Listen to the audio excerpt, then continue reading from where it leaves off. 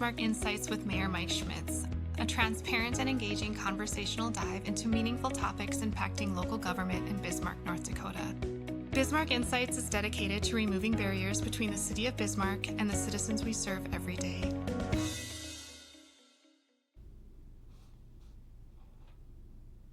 Hello and welcome to Bismarck Insights. I'm Mayor Mike Schmitz, and today we're going to focus on a community partner / business enterprise that's here in the City of Bismarck and actually across the state. We have with us Seth Arndorfer, the CEO of Dakota Carrier Network. So Seth, first let's introduce yourself to our audience and then tell us about you, what your role is with Dakota Carrier Network, or DCN as many people refer to it, and then we'll talk about your organization after that. Very good. Well, first of all, thank you for the opportunity to be on your show. My name is Seth Arndorfer, and I'm the CEO at DCN here in Bismarck. We have facilities in Bismarck and in Fargo. I'm a lifelong North Dakotan. Originally grew up in Hettinger, North Dakota on a farm and ranch down there. My career, just about 30 years, has all been in telecommunications and broadband, fiber-based broadband access. So it's been a very exciting 30-year, thinking about what communications looked like 30 years ago compared to today. And it's really fun right now with AI and some of the things that we're seeing in the industry and where we're going to be next. I think it's really exciting. So let's talk about what is Dakota Carrier Network. Many people probably have no idea what you do, right, and what it is. Yeah, that's very common for me to bring up Dakota Carrier Network or DCN. That's one and the same.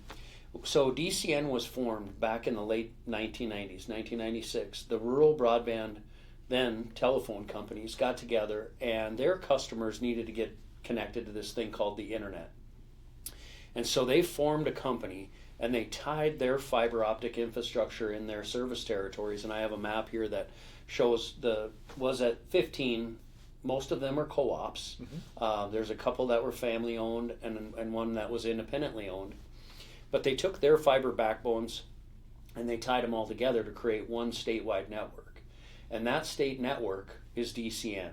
And with that, they created the ability to create one single point of contact for the deployment of broadband services to anchor institutions like the state of North Dakota, state government.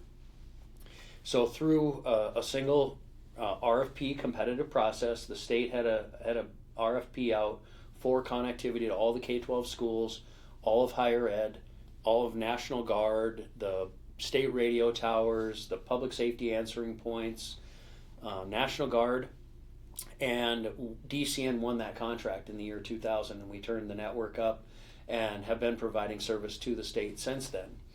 Other users of the network are wireless carriers. So most people think that when you're making a cell phone call, that if I call you and we're sitting in the same room, that it's going to go from my phone to yours. It's not actually what happens. The wireless traffic goes from my cell phone to the nearest cell tower, hits a DCN fiber, gets transported up via fiber to wherever the AT&T, Verizon, T-Mobile, whoever your wireless carrier is, to their switch, and it says, well, where's Mayor Schmitz? Well, he happens to be on the same tower. It rides that fiber optic cable back to the cell site, makes your phone ring, and our call is connected in less than 50 milliseconds. So faster than you can blink your eye. So what else? So that kind of talks about the network and the connectivity, and I'm well aware of DCN because our firm has multiple times used it, depending on what firm I was with in particular. But I know I was basically able to create a wide area network effectively by not being a wide area network between my Hazen office, my Bismarck office, and at one time I was at an office in Fargo. It was like I was all in one space. So that's part of what you do. That is absolutely what we do. So I talked about the state government. We created a wide area network for the state government. We do it for the wireless. Then we also service the commercial, so the regional banks, engineering firms, hospitals. For hospitals, a good use case is electronic medical records. We have all of the electronic medical records for one of the regional hospitals in North Dakota in our data center, and then we have fiber connections going out to all the branches, giving them that same experience regardless of where they're at in the state or in the region. So it's instantaneous versus the old dial-up that we used to be accustomed to that would go over the telephone line. Correct. Back in the late 80s, early 90s. So Yeah. speed has become... Speed, there's a couple factors, and we'll talk a little later about AI and some of the factors there. But there's really two factors. One is the capacity, how much data you have to send from point A to point B. And then the second is latency. How long does it take for the data to get from point A to point B? And some of the AI applications are very latency sensitive. So the actual application needs to reside as close to the customer, call it eyeballs, as possible. Sure. So in addition to providing this connectivity, DCN does a few other things too. I know that's effectively a cloud storage almost capacity and data centers. So let's talk about those services and what they really mean and what is, people don't understand what a data center is. So let's explain that to them. Yeah, data center. So DCN has a data center in North Bismarck right off of 43rd, and we also have another data center in our Fargo facility, 3901 Great Plains Drive in Fargo. Our data centers are more targeted at governmental and industrial or an enterprise data center. They aren't a hyperscale or crypto mining. There's a lot of different data center use cases that, as the public, we're going to have to really get educated on. Right. Not all data centers are created equal. Our DCN's data center is really built and engineered around high availability and redundancy. We have, for every piece of infrastructure that we have, there's another spare, active and in line, and ready to go into production. In fact, we fail over to it every week. We run on one air conditioning unit one week, and the next week we switch over. We run on the next air conditioning unit to make sure that if there's a failure, that our backups are up and operational. Same for our generators. We have dual generators. We have 2 battery plants. We have dry fire suppression in the case of equipment starting on fire that we don't want to sprinkle water on electronics. Yeah. So we engineered it with dry fire suppression.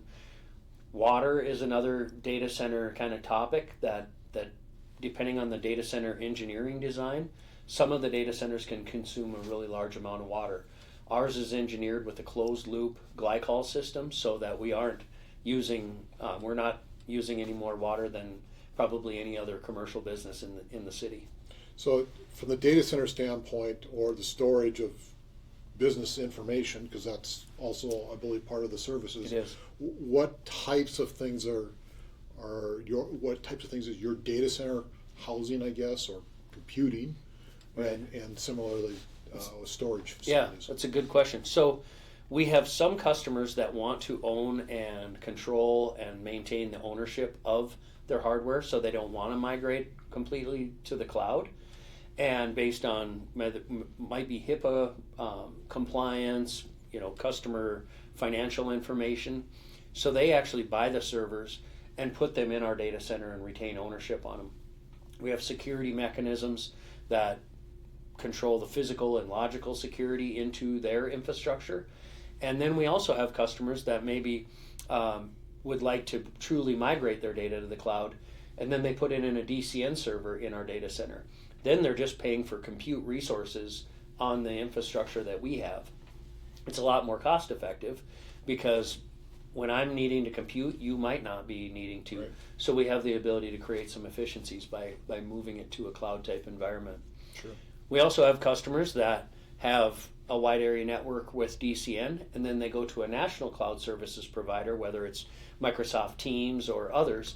And so we have direct connections, fiber connections from North Dakota connecting to those cloud services providers so that your users and your employees' experience is, number one, reliable, and number two, that productivity is high. Sure. So are there any national or common theme type items where people might be accessing information at their home that might actually be stored here in Bismarck? Absolutely. Most people are watching Netflix. We have the entire Netflix library in Bismarck and in Fargo. Probably 8 years ago, maybe more, Netflix actually reached out to DCN and said, hey, we're noticing that a majority of the Netflix content is coming out of your network. We'd like to put the entire library in your facility, and then they actually upload the new releases, if you will, each morning at 4 a.m. when the network isn't highly utilized. Mm-hmm. And what that means to an end user is before that happened and you'd click on a movie, you might have a 10-second buffer period before that movie would start playing. And now you can switch between movies and it's almost instantaneous. It's because that content is closer to the end user. So what I would view as part of the amenities or benefits of having some data centers, as you said, not all data centers are created equal, and some of it's how they're constructed, mm-hmm.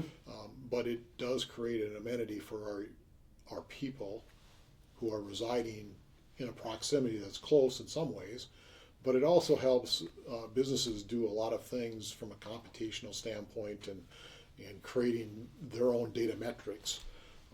That's very important. One of the complaints people have heard is it's noisy. Mm-hmm. Let's address that, because I walk, drive, and have an office real close to your facility here in Bismarck. Well, we've taken a lot of effort in the engineering and the design to be a mindful tenant within the city of Bismarck. I live here. My kids went to school here. It's really important that what we do, we're not going to be in any sort of a disagreement as a, call it a bad tenant or a bad citizen in our town. So we actually built, for a couple of reasons. One of them was survivability. We built our entire building is built to withstand an F4 tornado, so it's built out of concrete. And then we enclosed the generator infrastructure and the cooling infrastructure into that hardened facility. So there's a natural noise buffer whenever you put something encased in concrete. Then we have an air handling issue we had to engineer around to make sure that we had adequate airflow and adequate cooling for that infrastructure that was behind the concrete. Other data centers, they'll put the generators just right outside, set them on a concrete pad, and when they're running in that, whether it's a testing phase or an actual load phase, that's when you really notice the noise and get the noise complaints. And so from a citizen standpoint, and certainly as a community leader, one of the things I would be concerned about is how do we minimize that noise disturbance, because if you're in the city of Bismarck, we don't want that noise, and I think there's multiple ways that an entity can do that, and I think they do that. I mean, there's been some horror stories, I get that. But we have some even in North Dakota where a data center operator came in and didn't engage with the community prior to building. The fans in the crypto, especially the cryptocurrency industry with the Bitcoin miners and others, those miners are basically a turkey barn with fans, multiple GPUs and computers that are open to the air, open to the exterior. They're running, and they actually generate, when you get that many fans running simultaneously, there's a harmonics issue that you can hear it from a quarter mile away. Mm-hmm. And so I look at those deployments completely different than like a DCN data center or some of the hyperscalers that are looking at coming into the state. A lot different engineering than what we've seen in the crypto. And so probably learn from not participating early in some communities. But that's the key. As we look at that development, we have to make sure that we are sensitive to that, and I would want to be sensitive to that as the city of Bismarck. But I would also be willing to look at and am encouraged to have that kind of business come here, because it can bring some very high-paying jobs and certainly increase tax base. Absolutely. It's the economic impacts of a hyperscaler coming into your state. When you look at the amount of GDP that in the United States in the last 12 months that came from this sector, it was 50% of the GDP growth in the last 12 months came from the hyperscale industry. if we say, oh, data centers are bad, we don't want them here, we're foregoing all of that investment and growth. AI is not going away. It's going to change our how we do our jobs, how our kids, the jobs that they're going to have. We don't even know a lot of them yet. But to just put our head in the sand and say, you know what, we're just going to wait. I think that there's an opportunity to do it responsibly, and to do it with a partner, with whether it's a DCN or a different data center provider. We've worked with several of them to make sure that they're at the table and they're here to stay. North Dakota, we like doing business with those that do business with us. DCN is a North Dakota-based company, and we kind of take that same mentality. It's, are you going to have people that live here and maintain the infrastructure that you're building? How are you going to support it? Are you going to pay taxes? Yep. And I think that we have the resources in North Dakota from a power standpoint, from people. We still have we have people to work the data centers. We have the network, the fiber investment that DCN's rural broadband providers have put in. 70,000 miles of fiber into every corner of the state really positions us well. And then the last one is the policy, making sure that we have some parameters, whether it's setbacks or whether it's tax incentives for data center providers to install infrastructure in our state, but to do it in a way that is good for North Dakota long term, I think is going to be key. Sure. Let's talk. I mean, I'm going on into data centers because it's a hot topic, and let's talk about what is the hyper data centers that you've addressed. Mm-hmm. What are the things that we should be aware of as we look at it in the community, because it's not going away, and B, if we really want to be moving to the next generation, how we drive economics and economy in the community and in the state, we need to participate.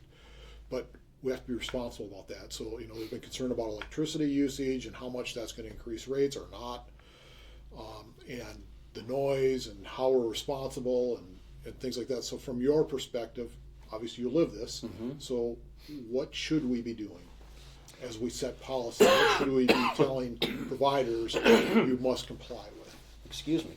Yeah, I think what we should be doing is having more conversations, just like the one we're having today. Educating our policymakers, whether it's city, county, state, federal policymakers, to make sure that the policies we have in place are positioning North Dakota to grow and grow responsibly. As a citizen of North Dakota, I'm concerned with what my power kilowatt per hour rate is. Mm-hmm. I think that we can, and I have a lot of really close stakeholders within the energy industry. I think we have the opportunity to capture natural gas. If we can use that natural gas for hyperscale data centers, that's going to actually increase the oil production as we look into the future. Where that natural gas pipeline is coming through, the Industrial Commission, just recently supported that project. Looking at alternative energy, whether it's natural gas, whether it's nuclear, I think we have to be open to any and all of those, and making sure we do it in a responsible way. And we probably need to also make sure, in my opinion, that if it's an Applied Digital coming mm-hmm. in to put in a facility, that they're going to absorb the cost, so to right. speak, of that electrical generation that may need to be coming. Well, and I think it's not just on the power side, but it's also on the network side. The capacity that these hyperscalers are looking at requiring, the entire DCN backbone today runs on just a couple strands of fiber interconnecting each of the rural broadband service providers. We can provide terabits per second of capacity across that backbone. But when we sat down with just a few, we have maybe a dozen different entities looking at coming to North Dakota. They're looking at maybe 12 to 14 times the capacity that we currently even have across supporting every industry sector that we support today. So it's exponential growth. Who pays for that capacity? and is it sustainable long term? That's what we're looking at as we have to continue to invest in upgrading our networks, in making sure that DCN and our owners aren't the variable that keeps the investment from coming into our state. Sure.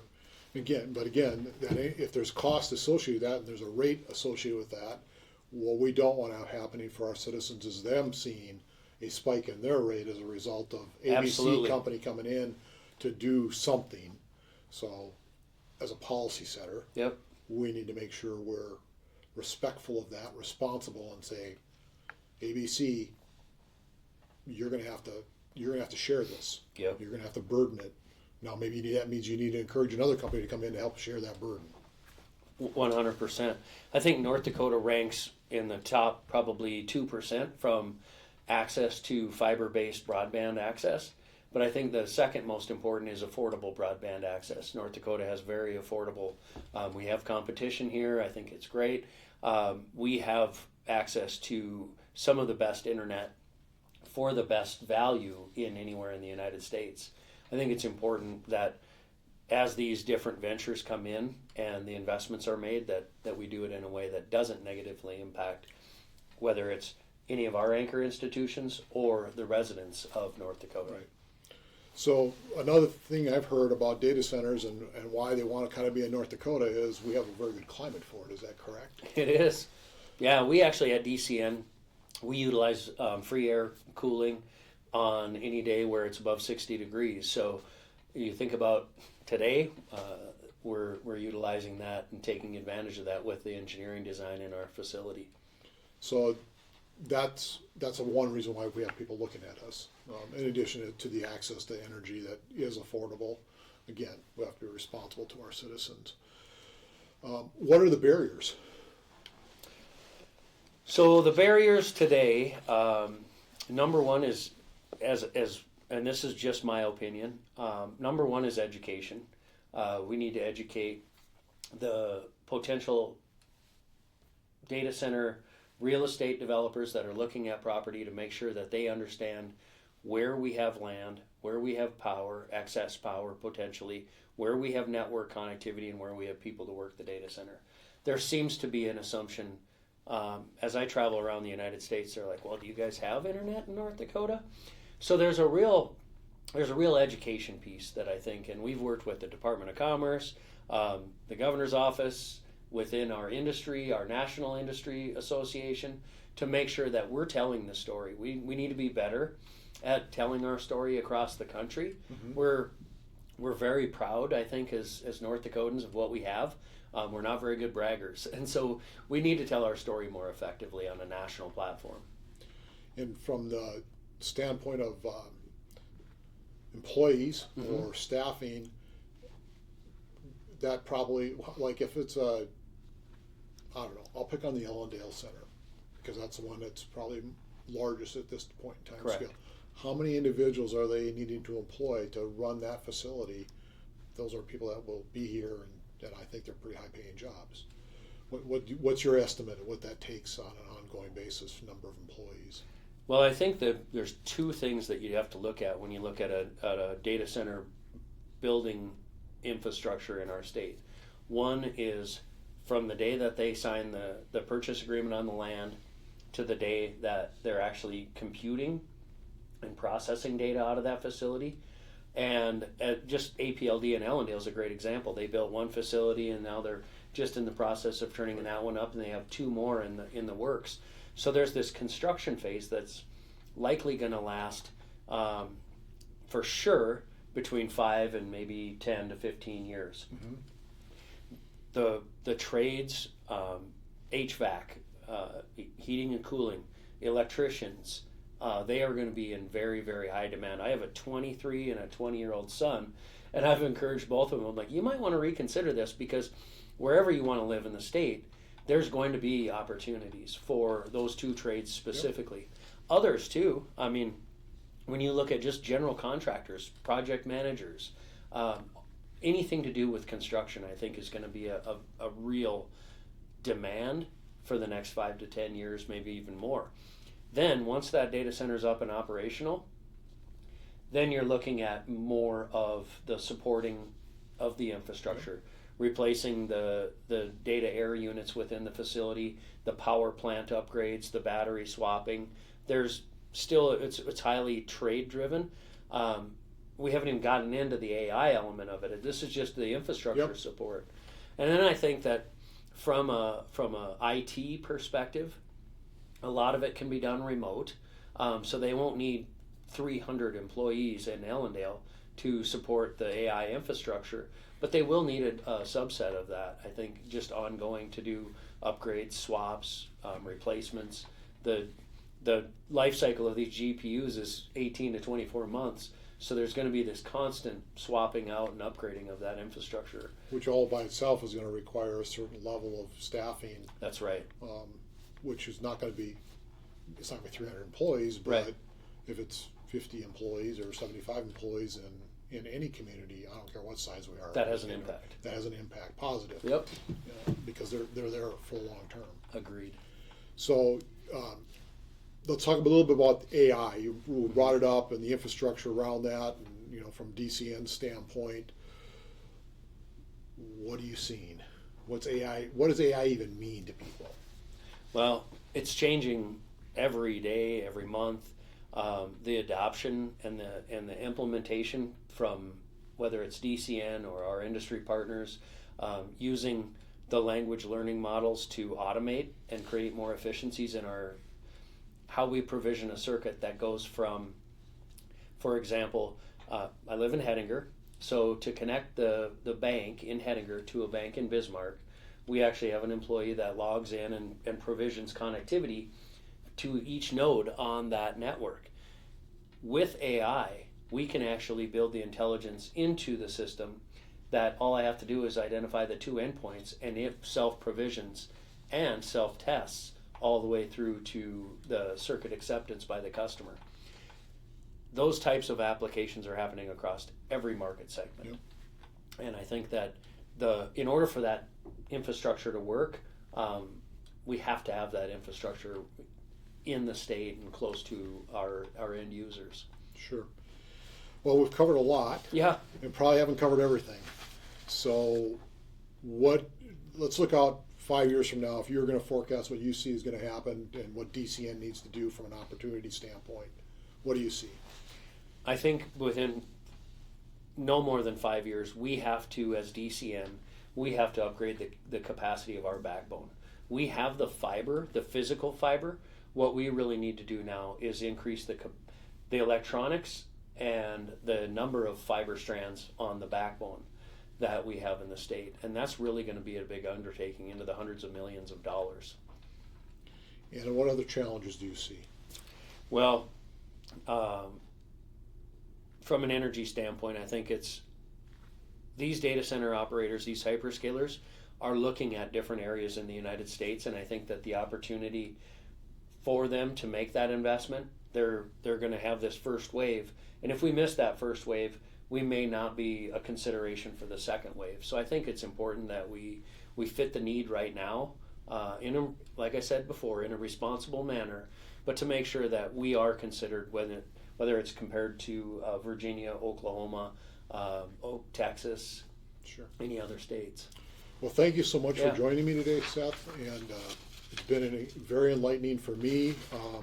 I know we could cover a whole bunch more topics because I could probably talk about this for a long time because I'm about development and creating economics benefit for our community and our state, and knowing that we always have to have our eyes open to the future, what that might look like. And sometimes these are difficult things to manage and get through policy-wise, but it's also a great opportunity for us to do it the right way.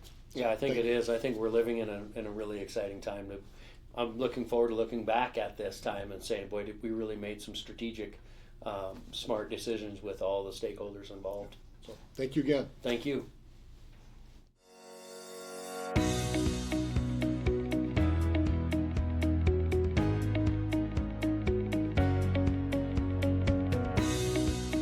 Thank you for watching Bismarck Insights with Mayor Mike Schmitz.